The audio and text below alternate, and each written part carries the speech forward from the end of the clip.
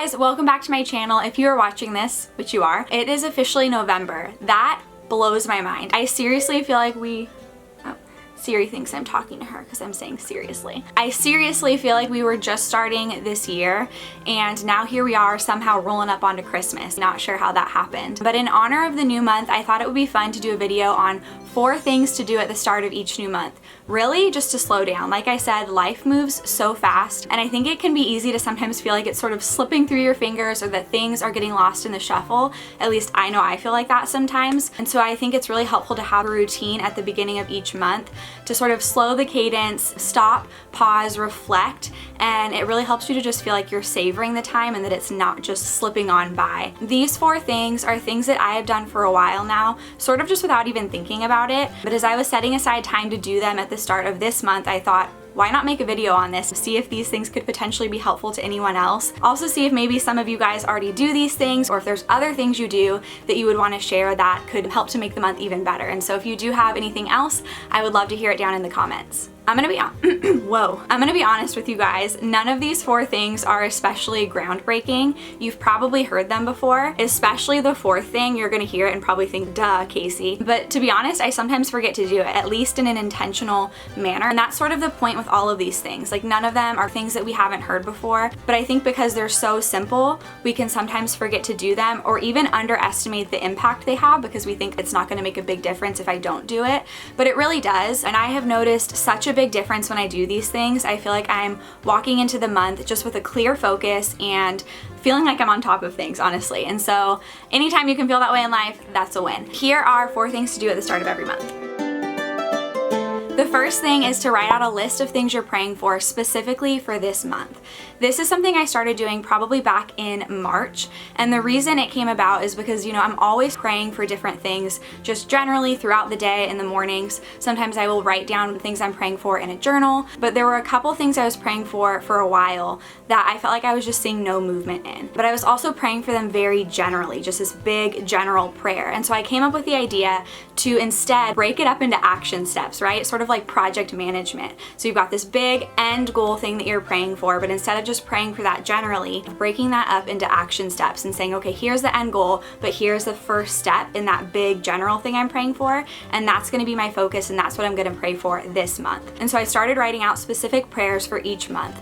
I've really loved doing this because I feel like it really helps you to see progress and movement in the things that you're praying for. And so at the start of each month, I will sit down with a journal and write down prayers for November 2019 or whatever the month is. But before I actually write prayers in that, I will look back to the previous month. So for November, I will flip back to the page I wrote for October 2019 and I will look at all those things that I've prayed for. And it's a chance for me to sort of check in on them to see what progress or growth or what ways God has moved in those areas. So I basically just write like a bullet list of all the things I'm praying for. And so I've gotten in the habit of revisiting those different things and just writing next to each prayer for the previous month, either thank you, Lord, or thank you in advance. And obviously, thank you, God is gonna go next to those prayers where I have seen God move or He's started to move or He's answered those in some way.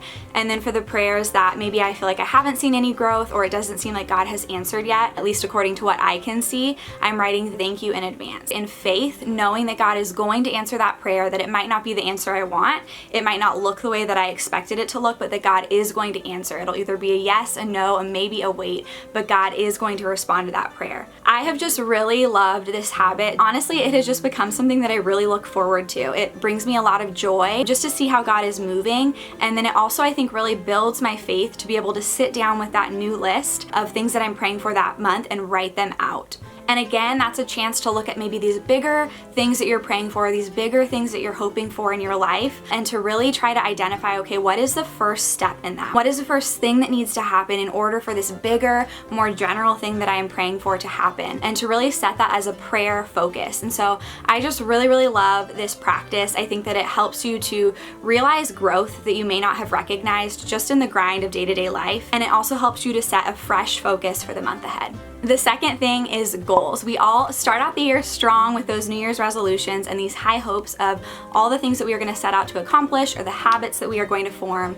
And somewhere in the busyness, it can be easy for those things to get lost. And so one of the things I have loved doing at the start of each month is to just revisit those goals for the year. Maybe they're the same, maybe they've shifted a little bit because your priorities have shifted, but whatever the case may be, I think that the beginning of the month is a really great time to check in with your goals and just the things that you're hoping to accomplish, because I think, at least for me, I've found that life can just get so busy that I end up doing the thing that is urgent, but not necessarily the thing that I really want to do or that's really on my heart to do. And sometimes the thing that needs to get done right away can end up overshadowing your long-term goals and the things that you really want for yourself. And so I have loved just looking at my month and kind of seeing, okay, do I have travel going on this month? Is it a busy month? Is it a slower month? What do I really want to carve out space for and make time for? This could either be, you know, I want to get a certain video done or recorded or uploaded, or this many done, or here's more of a long-term goal that I want to take the first couple steps towards. And so this could look completely different depending on what your season of life is, but I think that this is another way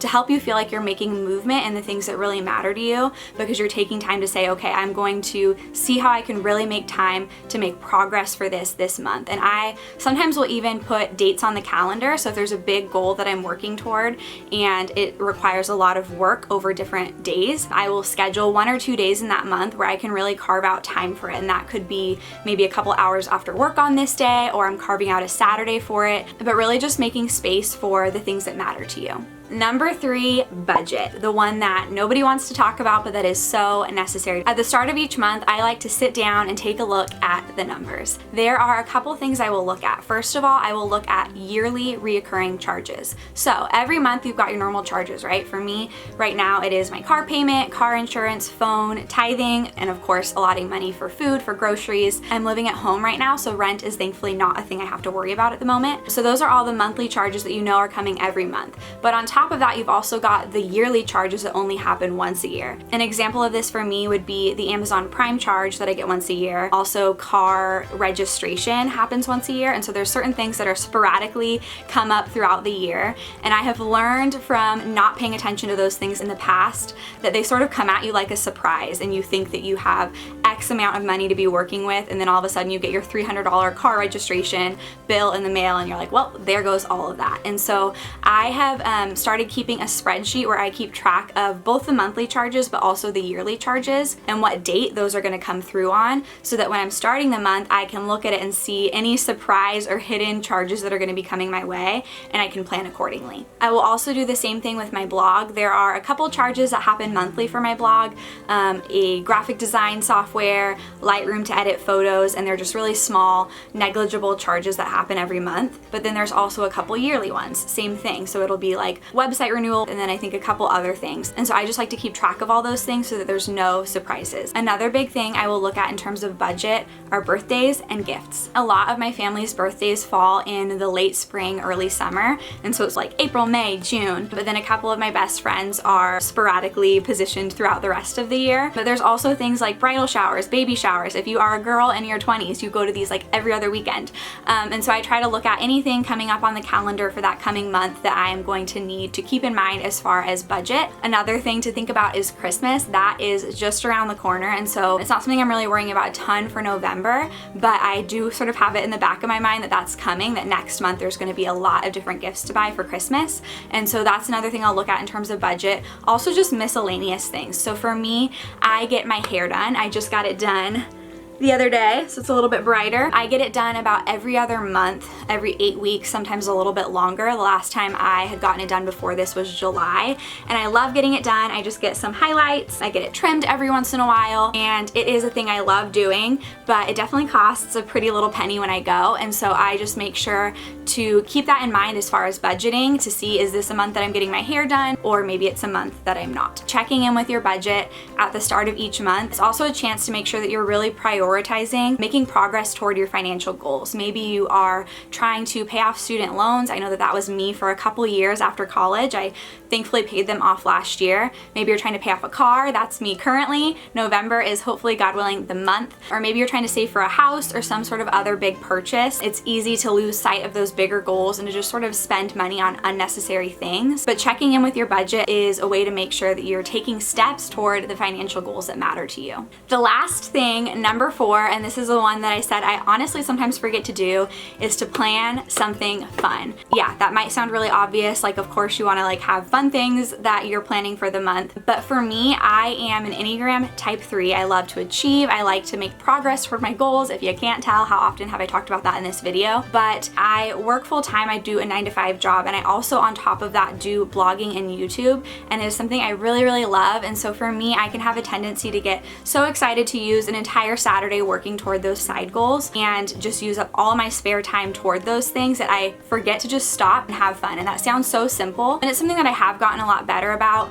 over the years, but I think that's honestly come from this practice of looking at the month and making sure that I'm putting something on the calendar, at least 1 or 2 things that are intentionally just for fun. It's not for any sort of reason of trying to make progress in some area, but to simply just be and enjoy life for what it is. And so 1 or 2 things really doesn't sound like a lot, and it's not, but those are things that I just try to be really intentional about, getting a couple fun things on the calendar to look forward to. Obviously, there's going to be other things that come up. That happens for me all the time. I've got a really busy schedule, and I feel like I'm always doing both fun things and then also things that are me spending time to try to achieve certain goals. But I just think that it's really important to get a couple fun things on the calendar to look forward to, especially if you're in those seasons where you feel like not a lot is changing and it's kind of the same day to day. I think having something different on the calendar just gives you something to look forward to. It gets you excited. For me, an example for this month, November, is that my family, we planned this fun outing to do like a whole Apple Hill day. And if you don't know what that is, if you're not from the San Francisco Bay Area, it is this cute little area sort of on the way to Lake Tahoe, if you're familiar with that.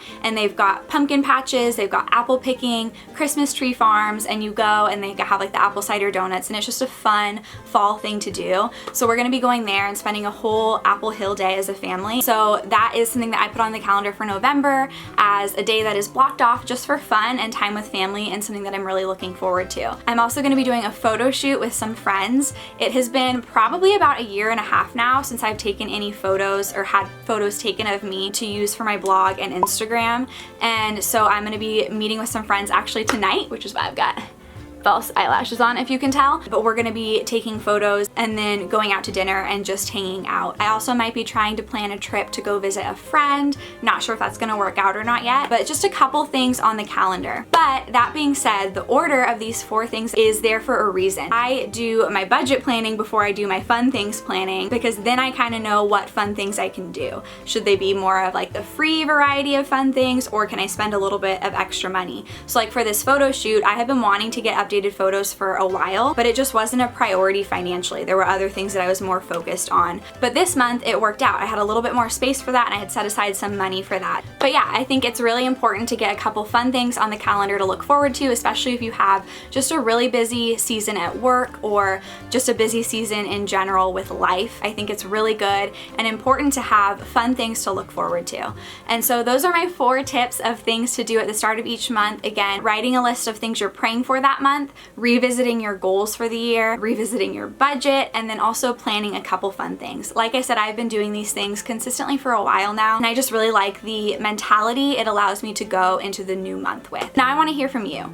Are there other things that you like to do at the start of each month that really just leave you feeling inspired or lead to a more productive or happy or healthy month? If there are, please leave a comment below. I would love to hear that and also try those things out. If you enjoyed this video or found it helpful, please give it a thumbs up. That really helps to support my channel. Also, if you haven't yet, please hit subscribe. I make all sorts of faith and lifestyle videos, and I have so many ideas. I'm seriously excited to make videos for you, and so be sure to hit subscribe. Also hit the bell so that you don't miss out on any sort of notifications.